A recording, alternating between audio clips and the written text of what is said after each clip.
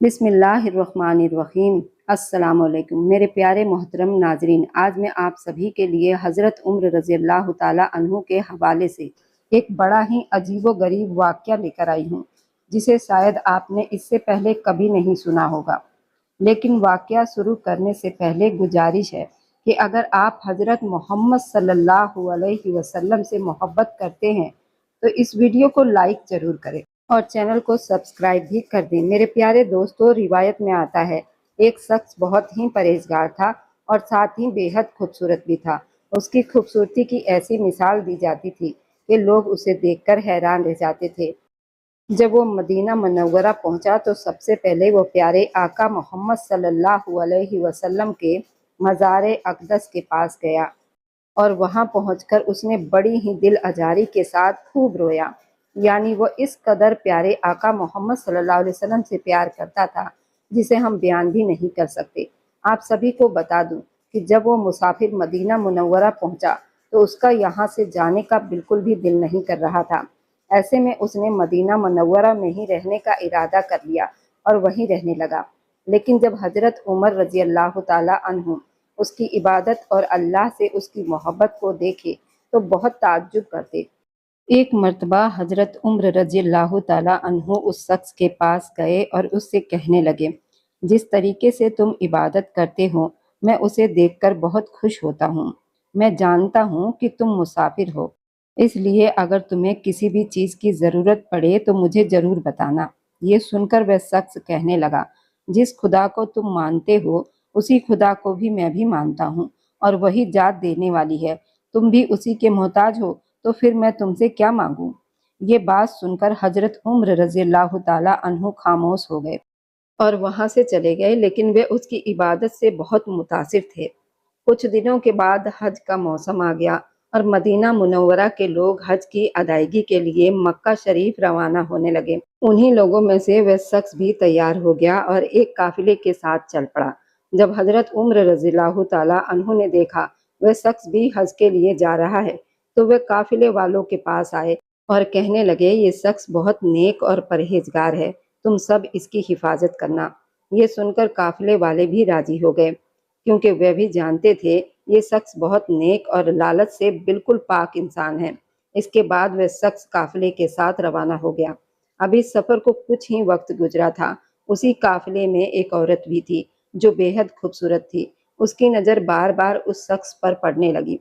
धीरे धीरे वह उसकी खूबसूरती की कायल हो गई। जब भी काफिला कहीं रुकता तो वह अपने काफिले वालों से अलग उसी शख्स के करीब अपना खेमा लगाती। वह शख्स जहाँ भी रुकता कुरान शरीफ की तिलावत करने लगता और वह औरत तिलावत सुनने के बहाने उसके करीब जाकर बैठ जाती। मेरे प्यारे दोस्तों, धीरे धीरे वह औरत उस शख्स के बहुत करीब आने लगी और जब उससे बर्दाश्त नहीं हुआ तो उसने एक दिन उस शख्स से कहा, मैं तुम्हारे साथ गुनाह का इरादा रखती हूँ और अगर तुमने मेरी बात नहीं मानी तो मैं तुम पर गलत इल्ज़ाम लगा दूंगी और तुम्हें फंसा दूंगी, क्योंकि लोग औरतों की बातों पर जल्दी यकीन कर लेते हैं। ये सुनकर वह शख्स फौरन बोला, अल्लाह का खौफ करो, कैसी बातें कर रही हो तुम?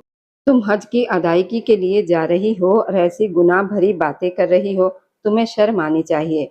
बेहतर यही है कि तुम इन सब चीज़ों से तौबा कर लो और अल्लाह को राज़ी करने की कोशिश करो ताकि तुम्हारा हज कबूल हो जाए।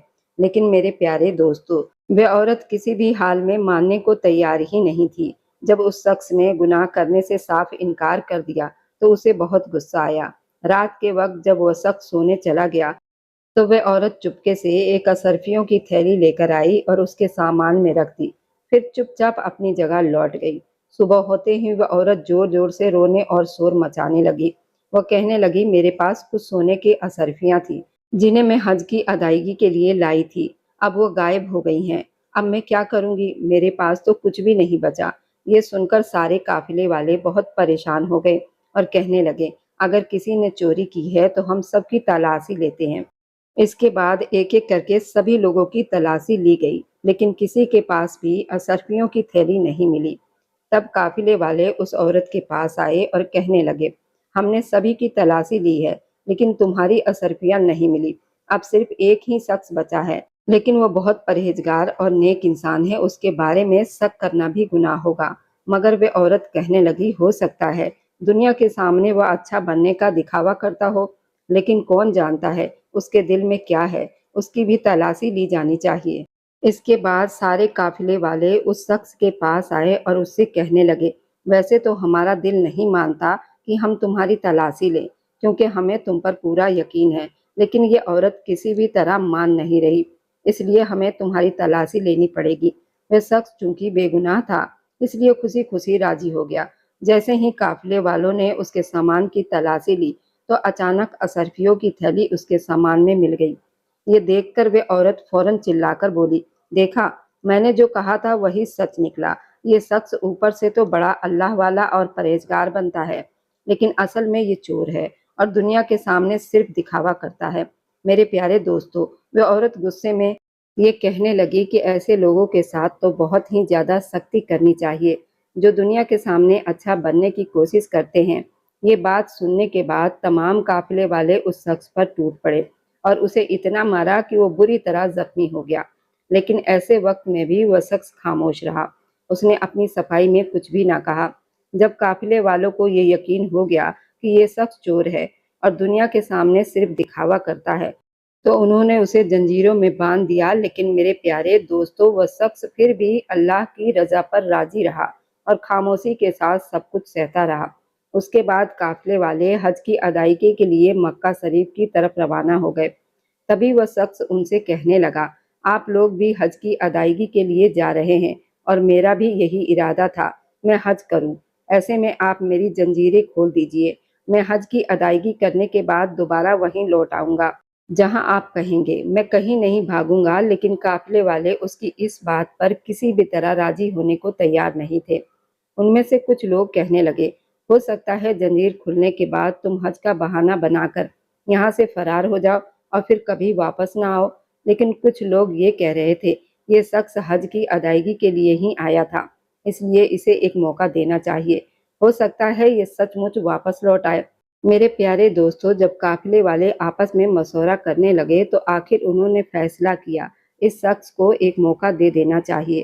اس کے بعد اس کی زنجیریں کھول دی گئی اور اس سے کہا گیا فلاں جگہ پر واپس آ کر ہمیں مل جانا، اگر تم لوٹ کر نہیں آئے تو ہم حضرت عمر رضی اللہ تعالیٰ عنہ سے تمہاری شکایت کریں گے، انہوں نے تم پر بڑا بھروسہ کیا تھا لیکن تم نے ان کے بھروسے کو توڑ دیا۔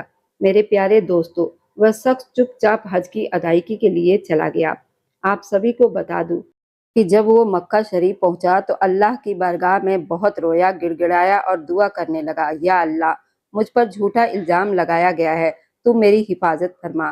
میرے پیارے دوستو، جیسا کہ ہم سبھی جانتے ہیں کہ جب دل سے دعا نکلتی ہے تو اثر ضرور رکھتی ہے، پر نہیں طاقت پرواز مگر رکھتی ہے۔ وہ شخص اللہ کی بارگاہ میں دعا کرتا رہا، اللہ نے اس کی دعا قبول فرما لی۔ حج کی ادائیگی کرنے کے بعد وہ ٹھیک اسی جگہ لوٹ آیا جہاں اسے آنے کے لیے کہا گیا تھا۔ جب قافلے والوں نے اسے واپس آتے دیکھا تو وہ بہت حیران ہوئے اور کہنے لگے اکثر لوگ یہاں سے بھاگ جاتے ہیں اور کبھی لوٹ کر نہیں آتے، لیکن تم نے ہمارا بھروسہ جیت لیا ہے، ہمیں تم پر اب پہلے سے بھی زیادہ یقین ہو گیا ہے۔ اس کے بعد انہوں نے کہا اب اسے دوبارہ زنجیروں میں نہیں باندھا جائے گا۔ میرے پیارے دوستو، اس کے بعد قافلہ مدینہ منورہ کی طرف روانہ ہو گیا، لیکن ابھی کچھ ہی دیر چلے تھے کہ اچانک اس عورت کے پاس جتنی مال دولت تھی وہ سب ختم ہو چکی تھی۔ اب مدینہ منورہ پہنچنے کے لیے اسے پیسوں کی ضرورت تھی۔ جب اس نے قافلے والوں سے مدد مانگنی چاہی تو پتہ چلا ان کے پاس بھی بہت کم مال دولت بچی ہے۔ یہ سوچ کر وہ عورت بہت پریشان ہونے لگی کہ آخر وہ مدینہ منورہ کیسے پہنچے گی۔ تبھی اس کے ذہن میں ایک خیال آیا کہ جب اگلی بار قافلہ کسی جگہ رکے گا تو وہ کسی گاؤں میں جا کر لوگوں سے مدد مانگے گی، شاید کوئی اس کی مدد کر دے۔ میرے پیارے دوستو، سفر کے دوران ایک جگہ قافلہ رکا اور موقع پا کر وہ عورت ایک گاؤں کے اندر چلی گئی۔ وہاں پہنچ کر اس نے لوگوں سے مدد مانگنی شروع کی، لیکن کوئی بھی اس کی مدد کرنے کو تیار نہیں ہوا۔ تبھی وہاں ایک شخص آیا اور کہنے لگا میں تمہاری مدد کروں گا، لیکن بدلے میں مجھے کچھ چاہیے۔ یہ سن کر وہ عورت کہنے لگی اگر میرے پاس کچھ ہوتا تو میں تم سے مدد مانگنے کیوں آتی۔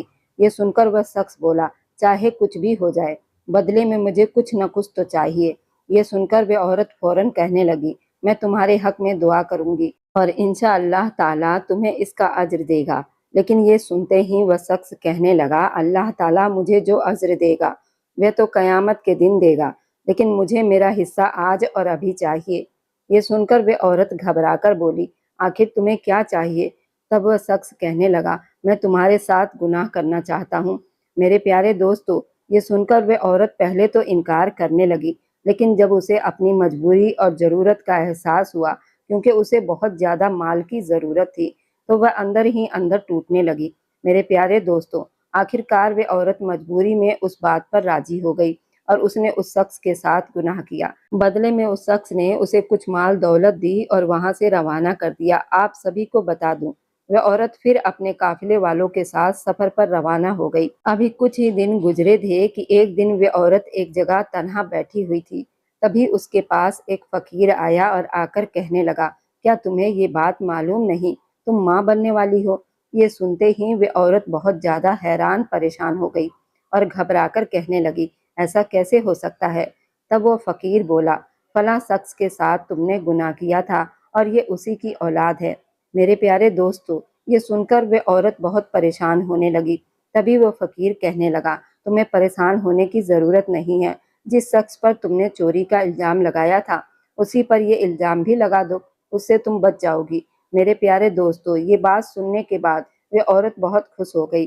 قافلے میں پہنچتے ہی وہ زور زور سے چلانے لگی اور کہنے لگی، یہ جو شخص نیک بننے کا دعویٰ کرتا ہے اور بڑی بڑی باتیں کرتا ہے، اسی نے میرے ساتھ گناہ کیا ہے اور زبردستی کی ہے، جس کی وجہ سے آج میں ماں بننے والی ہوں۔ میں یہ بات اس لیے چھپا رہی تھی کیونکہ مجھے شرمندگی محسوس ہوتی تھی، لیکن اب جب مجھے پتا چلا کہ میں ماں بننے والی ہوں تو میں یہ بات زیادہ دیر تک چھپا نہیں سکی۔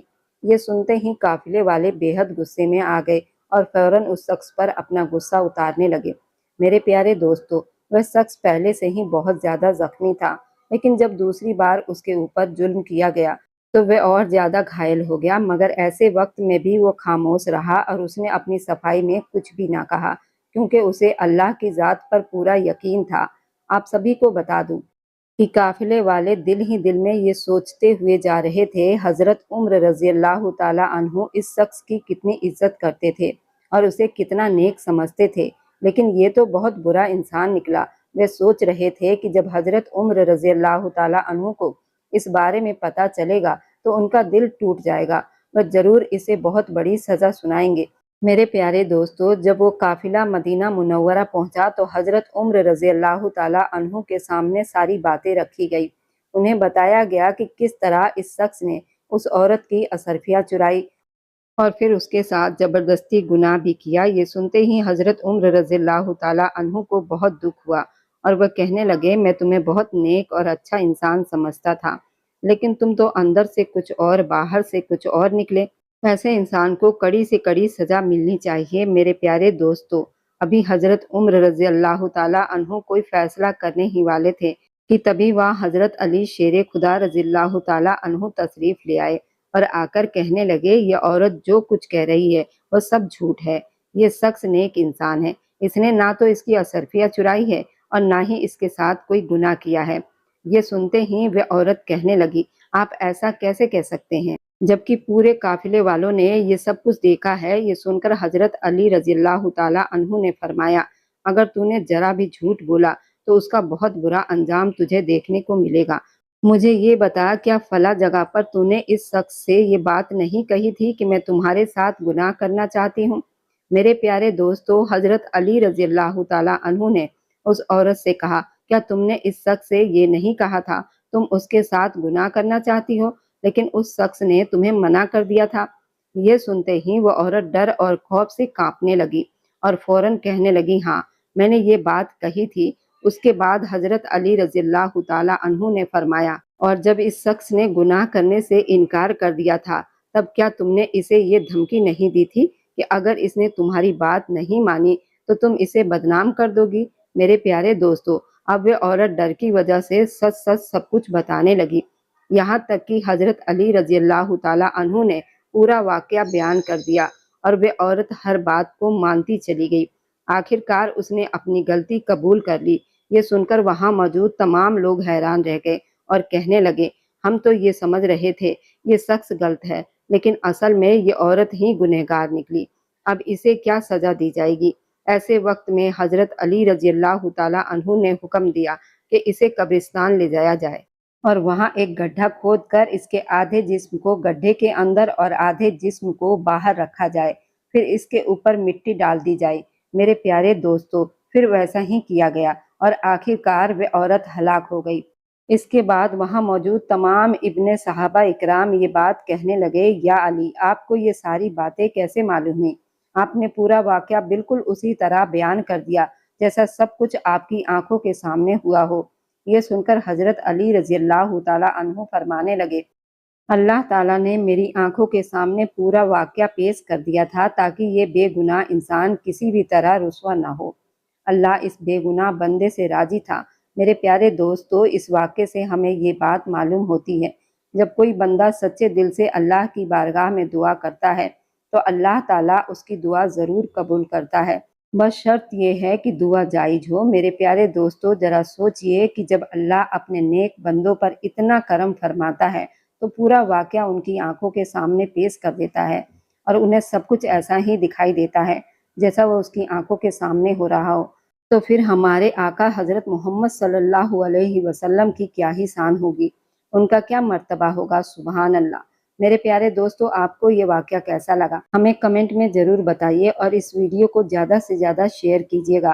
اگر آپ کو یہ ویڈیو پسند آئی ہو تو اسے لائک ضرور کریں، اور اگر آپ ہمارے چینل پر پہلی بار آئے ہیں تو چینل کو سبسکرائب کرنا نہ بھولیں۔ ہم پھر ملیں گے ایک نئی واقعے کے ساتھ، تب تک کے لیے السلام علیکم۔